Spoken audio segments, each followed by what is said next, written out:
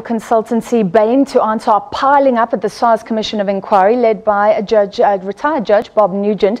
In recent years, SARS has faced criticism around lower than expected revenue collection, delayed refunds, claims of corruption. President Ramaphosa suspended the commissioner, Tom Moyane, in March ahead of a disciplinary and appointed this commission in May. The focus of the public hearings has been the restructuring of SARS by Bain and Company in 2015 under Moyane. According to top officials, the new operating model resulted in a reduced efficiency at SARS, and evidence today suggesting that then managing partner at Bain, Vittorio Massone, celebrated the exodus of highly skilled employees. Massone remains a partner at the firm. To discuss, we're joined by Business Day political editor Natasha Marrian on the line. Natasha, thank you for being with us. So the man at the center of the claims again, Vittorio Massone, was not there today. Hi, Francis. Yes, Mr. Massone was conspicuously absent from the SARS inquiry today, to the very irritation of the Commission of Inquiry, because there were many questions that he needed to answer that just couldn't be answered today before the SARS inquiry.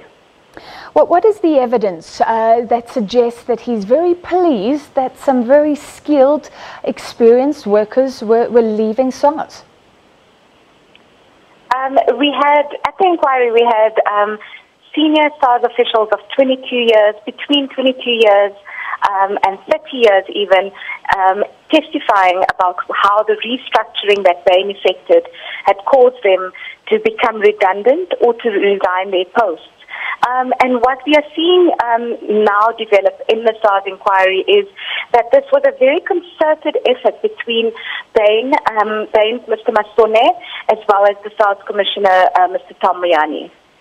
And earlier, I mean, it links to a presentation given by Bain to SARS talking about neutralizing people. I think there was some sort of explanation that was about getting people on board with transformation, but this paints a very different picture, doesn't it? Certainly, Francis. The difficulty is, on the one hand, we have Bain telling us that they have a very normal process to neutralize people, meaning that they want to get people, employees who are, they describe it as detractors. They want to get them on board with the transformation project and the revitalization project in the company. But the actual evidence that was presented in the inquiry showed that neutralization in this context meant getting rid of some very senior and skilled people. So Massone has testified before. He said then, I think, that he had nothing to apologize for, even though he has stepped down as managing partner. Has the attitude of Bain, its stance before this commission, changed at all? That's a great question, Francis, because what actually we saw today is Bain closing in on itself. It effectively, you know, from the beginning, it was very open, and Massone appeared, and he was open with the inquiry.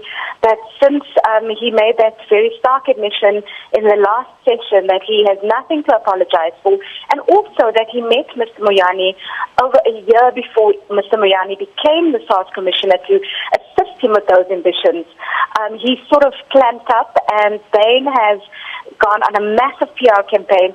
Today, they sent one of their Boston-based partners in to try and respond to questions which he could not do simply because he was not here when the work was being done.